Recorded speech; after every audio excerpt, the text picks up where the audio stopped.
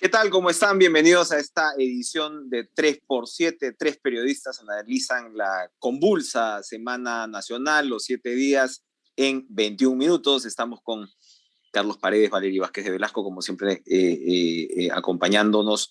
Y yo completo el trío, Enrique Chávez. Y, por supuesto, la semana pasada, amigos, hablábamos de la situación que ya estaba desatada en términos de convulsión social y nos referíamos a la calle caliente y hemos pasado de la calle caliente a la combustión. Si bien ya había fallecidos que lamentar en la situación de Huancayo, lo que hemos visto esta semana de la explosión en realidad de Lima nos ha removido a todos, ha marcado sin duda un antes y después este peregrinar, ¿no?, hacia el centro de la ciudad desde todos los distritos luego de esta decisión absurda, desconcertante de una inmovilización social para 10, 11 millones de personas, como si esto fuera una pandemia, como si el Estado no fuera capaz de manejar lo que sean protestas a partir de supuestos informes de inteligencia. Ayer en Caretas Digital publicamos una nota al respecto. Hay varios medios, por supuesto, que han tocado este tema de este nuevo círculo con esta comunicadora Cristina Boy, el señor Shimabukuro, que tiene pues una extraña conexión con los Fujimori. Y lo que hemos visto también es que el sistema de inteligencia, algo que ya veíamos, que ya reiterábamos desde hace meses, se está totalmente desarmado. Entonces, a partir de esta materia prima absolutamente depreciada, empobrecida, se toma una decisión como esta y la gente se ha manifestado. Efectivamente hubo escenas de vandalismo, hubo escenas de violencia, pero hay que reiterar de todas maneras que la gran mayoría de personas salieron a manifestarse en paz. Y con esto termino, para darles el pase. No sé cómo ven el hecho ya de la vinculación que hace buena parte de la población con digamos, el deterioro de su situación económica y lo que podríamos denominar la ineptitud del gobierno. Está claro ya ese puente y esa lógica que plantea la población. Valerie, ¿cómo ves esa situación? Lo que se ha visto en estos días ha sido que desde el gobierno se ha ignorado todos los pedidos, ¿no? Los mensajes del presidente Pedro Castillo y los comentarios de Aníbal Torres, lo que se ha hecho en Huancayo cuando se han intentado reunir en este Consejo de Ministros, la conversación que ha habido desde los ministros hacia los dirigentes, el hecho de que se haya cerrado las puertas a algunos dirigentes, todo es una clara muestra de lo que no se está haciendo desde el gobierno, ¿no? La pésima gestión de estas crisis que se están dando y que constantemente se demuestran desde las actitudes del gobierno, ¿no? Como decía, ignorando estos mensajes, estas protestas, estas necesidades y sobre todo minimizando el hecho de que el mensaje va hacia el cambio de gobierno, hacia lo que está justamente haciendo mal Pedro Castillo, ¿no?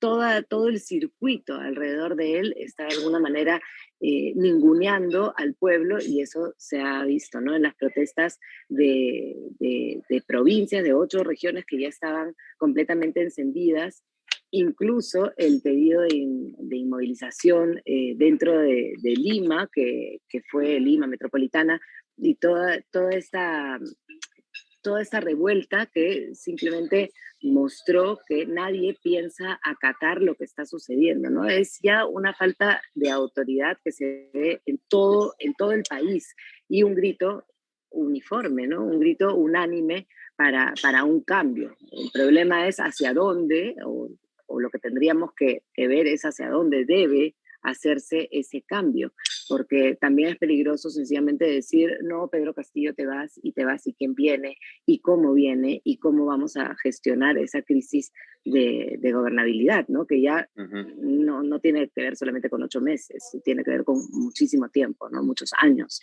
antes de lo que estamos viviendo, pero claramente hemos llegado como que ya al límite, ¿no? A la degradación máxima.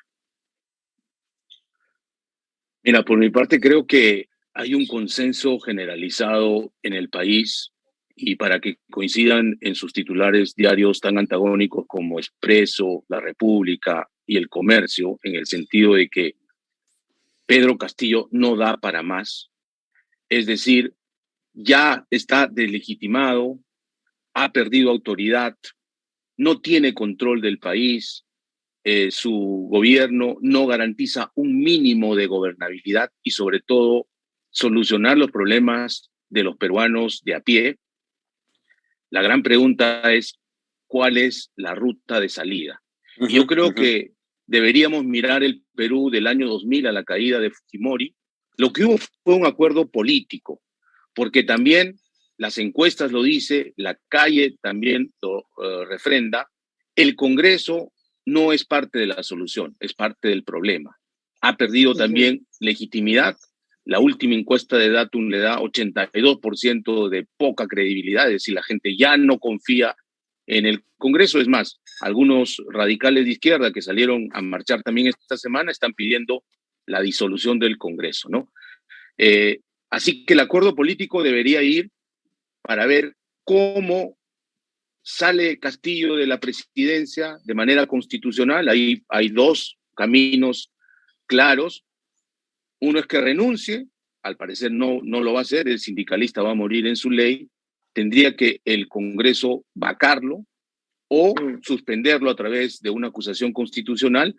Asume la vicepresidenta Dina Boluarte, pero ahí habría que hacernos varias preguntas. ¿Dina Boluarte podría garantizar gobernabilidad? Desde mi punto de vista, no, porque es una persona que no tiene bancada política, como no la tuvo Vizcarra y vemos cómo terminamos.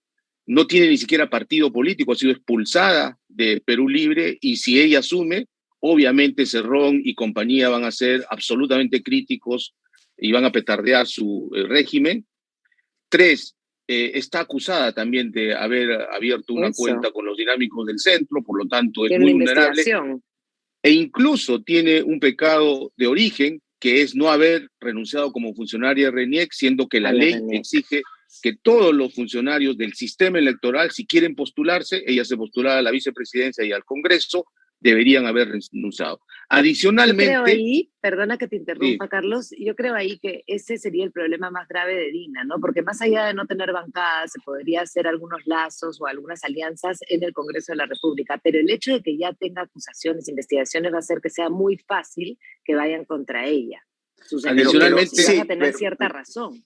Pero hay dos temas adicionales. Sí, sí, termina. Sí. Además de tener estas acusaciones, no ha demostrado liderazgo para un país devastado como el Perú. Necesita ahora un líder absolutamente firme.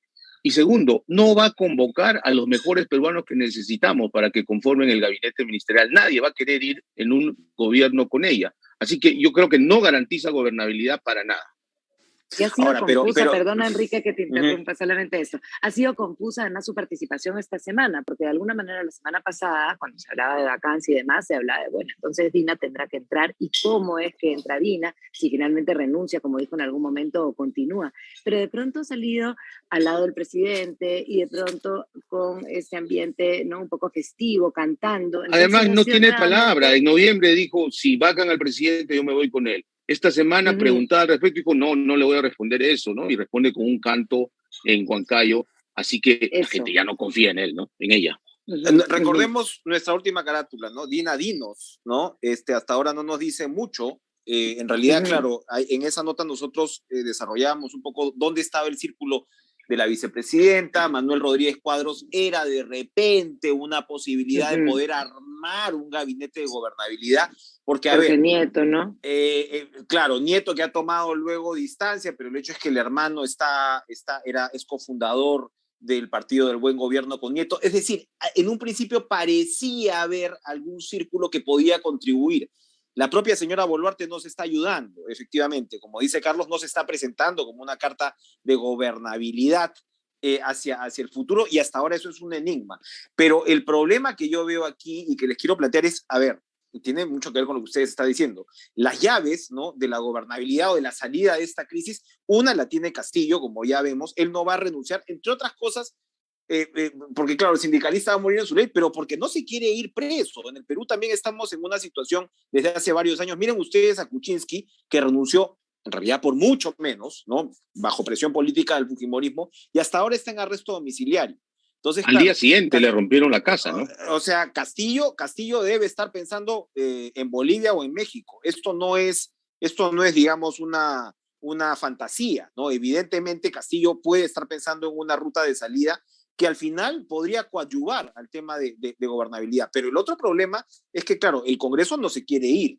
El Congreso no se quiere ir y Carlos tocaba el caso del 2000, pero claro, en el caso del 2000 tú en medio de todo tenías una oposición muy fogueada ya en términos democráticos, ¿no? Y claro, tienes un fujimorismo que accede a ese acuerdo político. Uno se pregunta cómo llegaríamos a un acuerdo político en un Congreso con estas características. Y sí, uno vuelve de repente a las figuras de acuerdo nacional, a las figuras de sentarse alrededor de una mesa y poder, de alguna manera, abrir la cancha en términos de la discusión. Porque también el hecho de decir que se vayan todos es de alguna manera una suerte de nos quedamos todos, ¿no? O sea, hay un tema ahí como de paralización, porque sabemos que la posibilidad de que el Congreso se autodisuelva es muy remota, y yo creo que probablemente en medio de todo la salida de Boluarte para ver qué es lo que se plantea en términos de transición podría funcionar, pero como vemos hasta ahora, la señora no da muchas señales. Pero bueno, la sucesión constitucional está ahí, ¿no? A ver, el Congreso del año 2000 tenía la voluntad de irse. Yo creo que este Congreso no. Más bien todos están sobándose las manos. Mari Carmen Alba, digamos que está en el primer lugar, pero no la van a dejar estar ahí, no la van a dejar subir a la presidencia en el caso de que Dina Boluarte renunciara. Y después hay varios que quieren quedarse como presidentes interinos o como presidentes durante el periodo de gobierno, porque también se discute si se queda el gobierno y si se va si se queda el Congreso y si se va el gobierno, con lo cual yo creo que la figura es bastante distinta respecto al Congreso de la República si la comparamos con el año 2000. El caso de Dina Boluarte, apoyada por un tiempo, tal vez es una salida si se rodeara de gente buena. Lo que yo estoy viendo es que Pedro Castillo, al final de cuentas, a pesar de que tiene ciertas oportunidades, le vamos a llamar así, no sé, por ejemplo, de cambiar al ministro de Salud, vuelve a poner a alguien de la cuota de Cerrón y otra vez demuestra que no tiene esa intención de cambiar las cosas. Me parece muy peligroso, más bien, que se va Pedro Castillo, se va Dina Boluarte, entra un gobierno interino de unos 9 meses, que creo que es el tiempo límite para que haya una nueva elección. Y después, ¿a quién tenemos? Nuevamente tenemos a la gente que se va a dividir entre fujimoristas, antifujimoristas. Nuevamente vamos a tener de candidata a Keiko Fujimori. Nuevamente vamos a tener lo mismo que nos ha llevado a esta crisis de gobernabilidad, donde no hay nadie que realmente represente un verdadero control, un verdadero manejo para el país. Yo creo que es muy peligroso que, conociendo lo que está sucediendo a nivel ya nacional, no solamente a nivel de Lima, con el pedido de vacancias, sino con todas estas protestas y estos pedidos legítimos, sencillamente Pedro Castillo salga para que entre alguien retrocediendo en el tiempo a lo que nos llevó Bien. A un presidente improvisado, ¿no? Perdóname que mete una cuña ahí antes que hable Carlos. Ustedes confían mucho, yo lo he seguido varios años también, como todos, ¿no?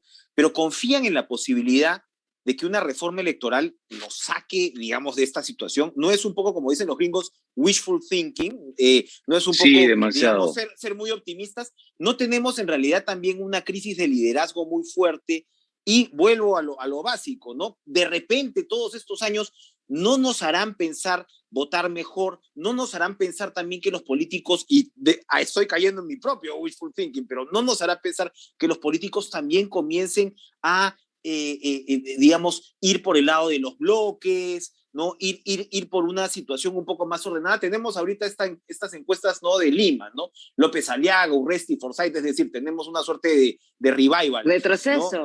¿no? De la última elección, pero a lo que voy es que yo no sé si una reforma como tal con primarias, o sea, en las últimas primarias de Nuevo Perú que fueron para las elecciones anteriores, votaron 4 gatos, ¿no? O sea, es decir, yo no sé si allí deberíamos poner nuestras esperanzas, y veo que muchos medios están por ese lado, ¿no? No reformas ya, como si eso vaya a arreglar. Yo creo que tenemos una crisis mucho más profunda que demanda una reacción ciudadana y que también demanda, sí, una salida por el lado del liderazgo. No sé, Carlos, ¿qué opinas? Mira, yo soy un poco más optimista que Valery. Yo creo que sí hay una salida prescindiendo de Castillo y de Dina Boluarte. Y si retrocedemos a ver el esquema del año 2000, ahí nos acompañó la OEA, ¿no? Como garante, digamos. Claro, habría que pedirle ahora al señor Almagro, que viene a Lima, visita al presidente y sale a declarar Orondo diciendo que el presidente tiene la firme voluntad de la lucha contra la corrupción y al día siguiente se sigue reuniendo de manera clandestina en Zaratea. Al señor Almagro hay que decirle que necesitamos un acuerdo político del alto nivel que la OEA podría ayudar a concertar. Y voy a poner la ruta. Si Castillo no da más, o renuncia, o lo vacan, o lo acusan constitucionalmente y lo suspenden. Dina Boluarte, desde mi punto de vista, no garantiza gobernabilidad y por lo tanto no sería un recambio adecuado. También debería dar un paso al costado. ¿Qué pasaría? Que se vayan todos, efectivamente, pero no se puede apagar la luz. ¿Quién organiza las elecciones? No puede haber vacío de poder. Entonces ahí tiene que haber un gran acuerdo político en el Congreso.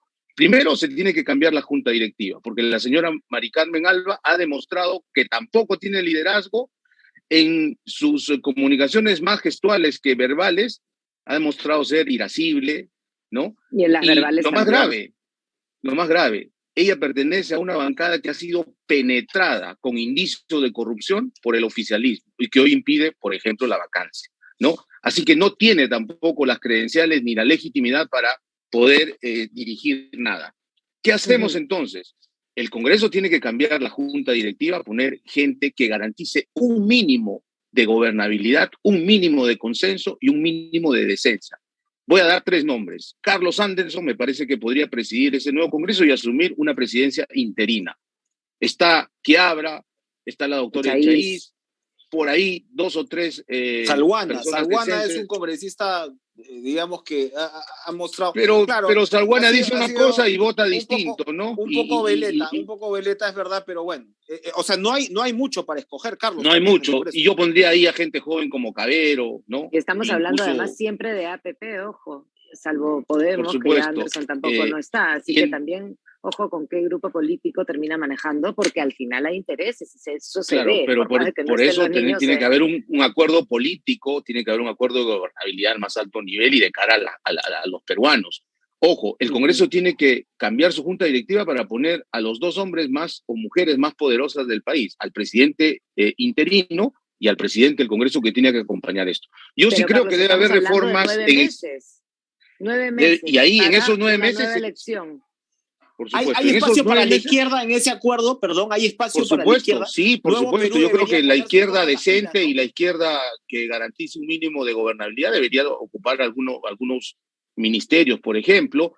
Claro, este acuerdo político no va a ser una repartija, un acuerdo debajo de la mesa, tiene que ser un acuerdo por lo alto, de cara a los peruanos, y que se explique. Lo primero que necesita el Perú es tener un gobierno de verdad, que asuma las riendas del Estado, que hoy está absolutamente descuidado. Entonces, para eso se tiene que convocar a los mejores peruanos, a los que tengan experiencia en gestión pública, y eso creo que garantizaría, por ejemplo, Carlos Anderson, que puede atraer a ciertos personajes peruanos de verdad que quieran trabajar. 2, yo sí creo que se tienen que hacer algunas reformas urgentes. Coincido con Enrique en el sentido de que las normas no van a cambiar nuestra realidad, pero sí, por ejemplo, basta de demagogias. Prohibir la reelección, lo único que ha traído es tener un Congreso más impresentable que el otro en cada elección. 2, y más regresar al Senado, por ejemplo, y hacer algunas reformas básicas, y sobre todo, los ciudadanos tenemos que asumir también nuestra corresponsabilidad, definitivamente. Tiene que haber un movimiento ahora de sociedad civil que despierte realmente frente a lo que estamos. Yo quería terminar sencillamente con una reflexión, porque esto tiene mucho que ver con la situación económica y por supuesto con la falta de gobierno. O sea, este gobierno ha desmontado estas estructuras, como dice Valery, la crisis viene de atrás, pero este esfuerzo deliberado por bajarse al Estado ha sido muy claro. Y yo veía en este enfrentamiento, había vándalos, efectivamente, pero había otro grupo de jóvenes que se enfrentó a la policía y que en un momento pedía calma, y ahí veías que varios de ellos estaban llorando incluso, ¿no? Y claro, clamaban contra Castillo. Yo me pregunto qué generación es la que estamos teniendo. Miren ustedes, pandemia, ¿no? Chicos que se han quedado sin trabajar, sin estudiar en muchos casos, con el empleo cada vez más precarizado, y le cae un gobierno que en 8 meses hace lo que está haciendo. Mira, es como para pensar, ¿qué pasó con la generación Bicentenario? Tanto hablamos de la generación Bicentenario que emergió hacia principios de la pandemia. Imagínense ustedes 2 años después, ¿cómo están esos chicos? Yo creo que tenemos que pensar también por ese lado en el futuro. Es necesario este despertar de la sociedad que ojalá se dé. Y fue interesante lo que Uh-huh, sucedió, ¿no? uh-huh. Es verdad que la protesta era en regiones y sobre todo este decreto de inamovilidad fue lo que despertó la protesta en Lima, pero fue muy espontánea, muy rápida, muy organizada, mayormente pacífica. Carlos y yo estuvimos cubriendo ese día y más allá de estos desmanes y los, yo creo, infiltrados, la verdad es que había un ánimo de pedir, de marchar pacíficamente, de